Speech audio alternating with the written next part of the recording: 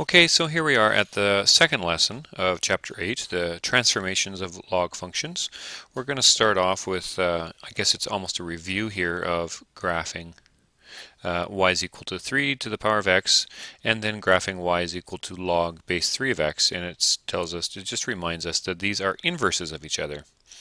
Okay, so our y is equal to 3 to the power of x. If I make a table, x and y, the two kind of go-to ones we have, if I put in a 0 for x, 3 to the power of 0 is 1. If I put in a 1 for x, then I get a 3. Okay, so now for my inverse function, the y is equal to log base 3 of x, my x and my y's are going to get switched. So instead of 0, 1, I'll get 1, 0, and I'll get 3, 1. So graphing my function, I'll graph my original one, my 0, 1, and my 1, 3, and oh, it should be blue. And so here's my very familiar by now, right? Y is equal to 3 to the power of x, and it goes off in this direction. And as you recall, we will get a horizontal asymptote along our x-axis where y is equal to 0. Now, the other way to think about a inverse, so there's sort of two ways to think about inverses. Number one is the x and the y's switch. Maybe I'll go like this. Here, that means kind of looks like equilibrium, but the x and y's switch, which is what we just did. And the other way to look at it is that there is a reflection over the line y is equal to x. So if I take a red thing and a dashed line here, here's my y is equal to x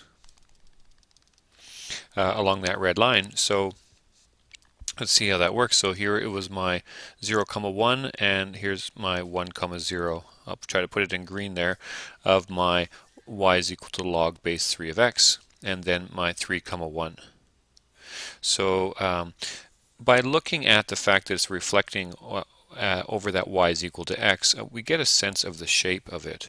And so the shape ends up going like this. Okay. And now we're going to have a vertical asymptote at x equals 0. And so there is our basic shape. Okay. Note the graph of y equals log base 3 of x has a vertical asymptote at x equals 0, just like I said, because x is greater than 0 is a restriction of the argument. Okay, so this is the other way to look at it. If you say that y is equal to log base 3 of x, you'll recall from yesterday's lesson that we said that this argument here, has to be positive.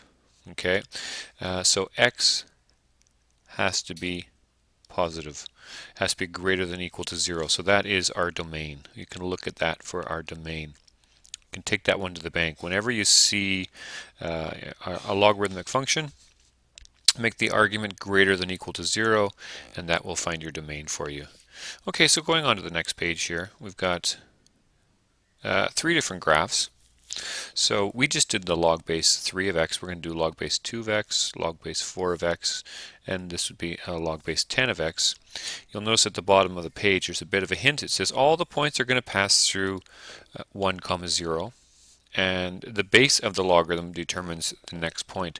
In fact, let's just back up to our previous one here, so you'll notice that just like our y is equal to anything with a base here, I keep erasing things by accident. Just like we have this 0, 1, that was true regardless of what kind of base we had. Let's say y is equal to b to the power of x. We're always going to have 0, 1 as one point, and then we're going to have 1, whatever that b value is. So when we have, here I'll write it down here, might be better. So if we have y is equal to some base to the power of x. The 2 points that we always know is 0, 1, and then 1, b, because b to the power of 1 is going to be equal to 1, or b to the power of 1 will equal to b. So those are our 2 points. Now the inverse is equal to this log base b of x, and so the inverse, we switch the x and the y values. We're going to get 1 comma 0, and then we'll get b comma 1. So those are our 2 points. So you can see for all of these ones that we're going to do, our first point is going to be 1 comma 0, and then depending on the base it'll be 2 comma 1, 4 comma 1, or 10 comma 1.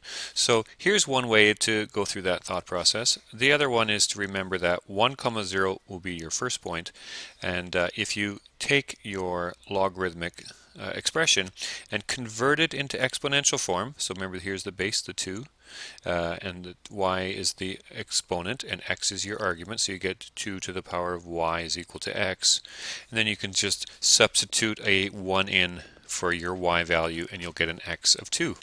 And so you can at any point along the way you can either think of this as the inverse of a function, or you can just take this and put it into exponential form.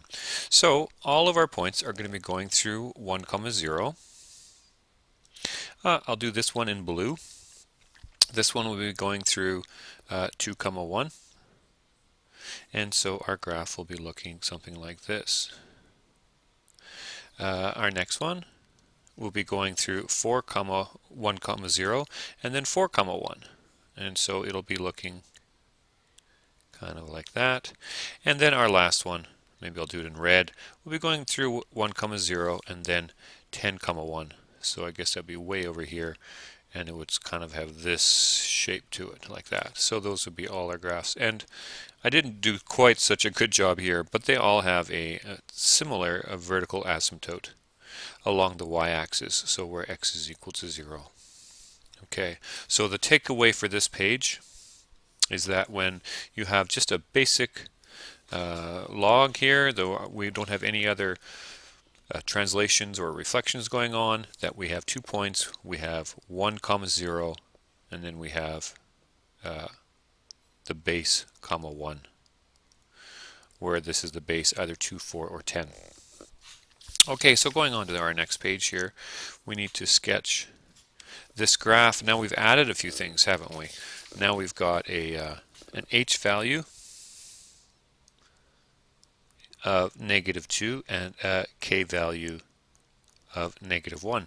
So if I can think of my parent function of being y is equal to log base 5 of x, and if this is the parent function and I already kind of know of a couple things here for my x and my y, I can think that my x is 1, my y is 0, and then my x will be 5 when y is 1. And so just another reminder, if if it's hard to remember that, you can go and change this into exponential form. So this in exponential form would be 5 to the power of y is equal to x. And you think, okay, when I plug in a 0 here, I get a 1. When I plug in a 1, I get a 5. And so this is how I can also generate these 2 lines. Now, the image function that I'm going to have is y is equal to log base 5 of x plus 2 all minus 1. So what happens to my ordered pair? And I'll kind of make that look like an ordered pair. My my x has 2 subtracted from it. So I'm going to have, instead of x, the corresponding point will have x minus 2, and my y value will be y minus 1. So in my first ordered pair, 1 comma 0, I'm going to get my x value is 1, so 1 minus 2 is minus 1. Y is 0, 0 minus 1 is minus 1.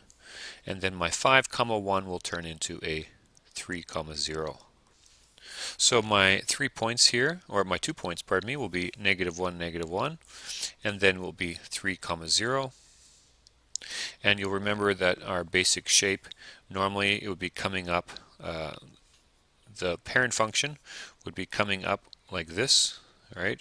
And now because I'm shifting over to the left 2, instead of having a vertical asymptote at the y-axis, I'm going to have a vertical asymptote 2 over. And I'll be going through those 2 points, so it kind of looks like this.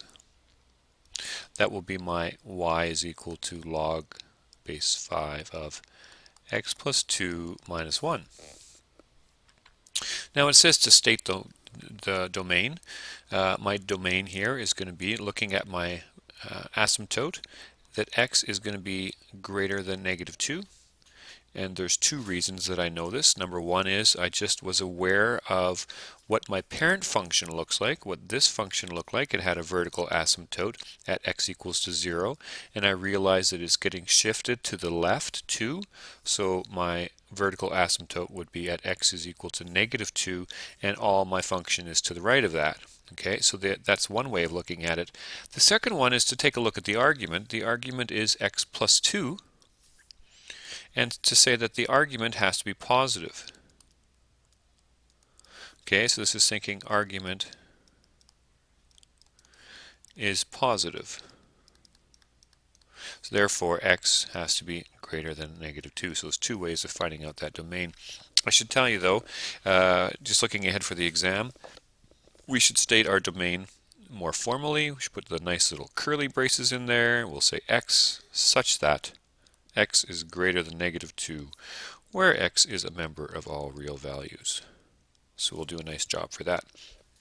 So to determine the y-intercept, so the y-intercept is when x is equal to 0, x is equal to 0, what's y? So in other words, I have 0 comma something over here. And just by looking at inspection, it's not too clear exactly what it is. It looks like it's somewhere closer to negative 1, but not quite. So let's take our original function, which is y is equal to, what is it again, log base 5 of x plus 2 all minus 1. And now let's think, okay, my x has to be equal to 0, and then I'm going to find out what my y is. So y is equal to log base 5. If x is 0, then this is just of 2 minus 1.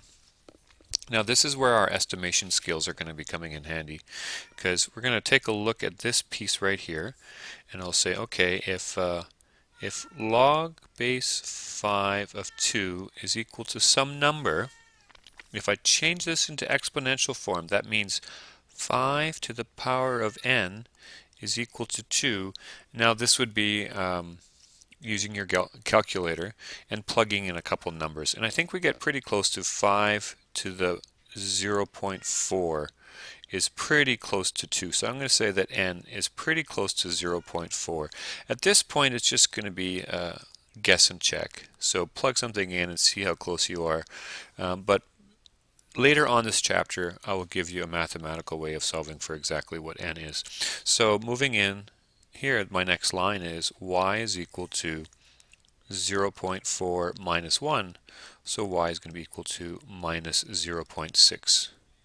And that seems pretty reasonable to be negative 0.6. Oh, I just kind of erased something there. Can I get it back? Ah, well. Yeah, I think I got it back. All right, moving on to our example number 4. Oh, this is a pretty crazy looking one here. We've got a log of 3 minus x. Now, this piece here, this 3 minus x, we need to change that because you'll recall that looking at the way we do our function notation, we need to have this as b x minus h, like this.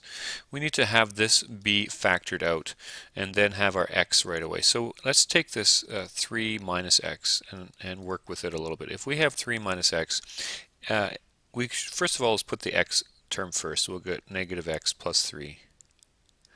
And then we need to factor out that negative because we need the x to start right after the bracket. So we'll put a negative here, x, and now this needs to be a minus 3 once we factored out that minus 1.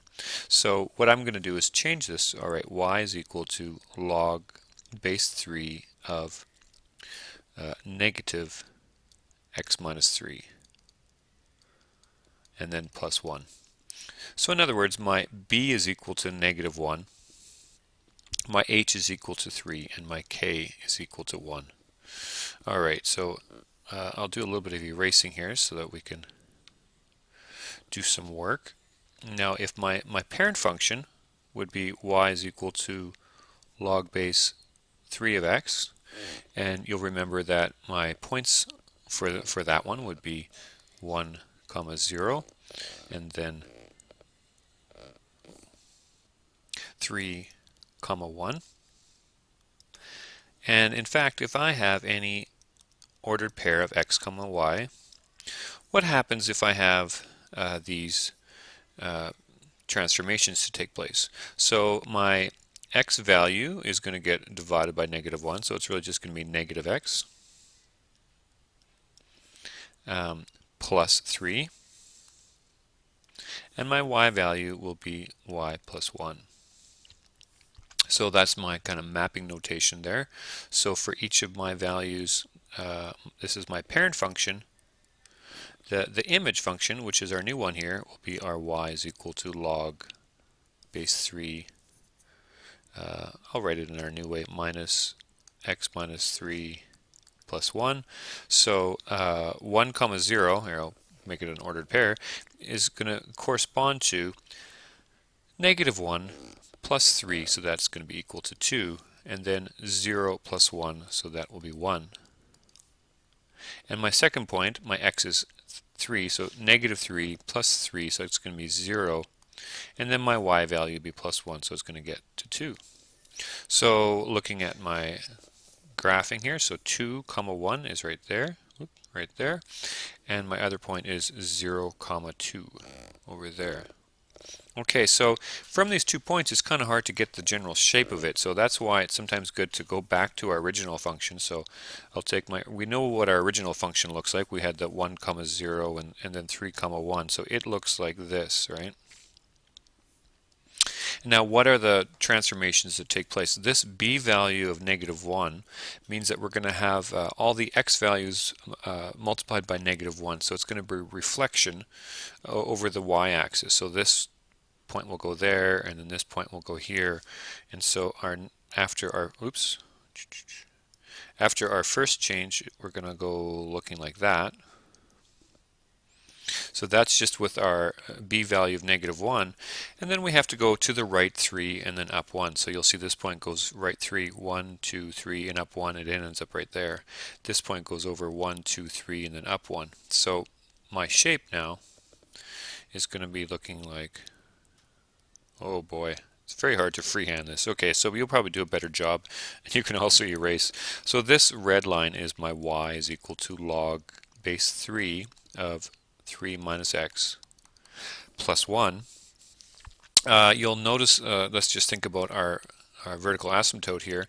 My original function has a vertical asymptote on the y-axis at x equals 0. When I applied this reflection, that didn't move, and then when I move 3 to the right, I'm going to have a vertical asymptote. So my domain will be less than 3. So that's in fact my first part here, the domain. X is going to be less than 3. And you remember there's 2 ways to figure out the domain. That was one, was looking at my graph. The second one is to look at the argument. So the argument, I'll go right back to my original one, is 3 minus x.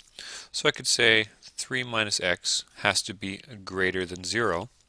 So solving for x, I'll subtract 3 from both sides. And then I have to multiply both sides by -1. And when I do that, I just flip the sign of my inequality here, so it looks like that. So I get my x is less than 3. So 2 ways of figuring that out. And again, I'll make it look good here, so I'll do my curly braces, x such that x is less than 3 and x is a member of all real numbers. And for the range, y such that y is part of all real numbers. There's no limitations for my y. My x-intercept, well, I'm just looking at my graph here. I do have the y-intercept, so I'll do that one. My y-intercept is 0, 2. So my x-intercept is, what is x when y is equal to 0? So if I take my original function again and I say that y is equal to log base 3 of 3 minus x plus 1. And I'm wondering what x is going to be when y is equal to 0. So I'll say 0 is equal to log base 3 of 3 minus x plus 1. I'm going to subtract 1 from both sides, so I get minus 1 is equal to log base 3 of 3 minus x. And now I'm ready to change to exponential form. Okay, so 3 is my base, so I'm going to say 3 to the power of negative 1 is equal to 3 minus x. 3 to the power of negative 1 is the same thing as 1/3. I'm going to subtract 3 from both sides, but maybe before I do, I'll think, oh, I need to change that whole number 3 into something over as thirds, so I guess that would be 9/3. There, I'll go like that. I'll subtract 9/3 from each side, so I'll get negative 8/3 is equal to negative x. Multiplying both sides by negative 1, I can get x is equal to 8/3. So over here for my intercept, 8/3. So 8/3, that's the same thing as 2 and 2/3. I know my graph really wasn't too good, 2 and 2/3, so actually should be a little bit more over there. So I can write that in there. I can say this will be 8/3, comma 0. Will be my intercept. All right, so there's lots to do here. Oh, the equation of the asymptote, and I already put that in there. That was at x equals 3.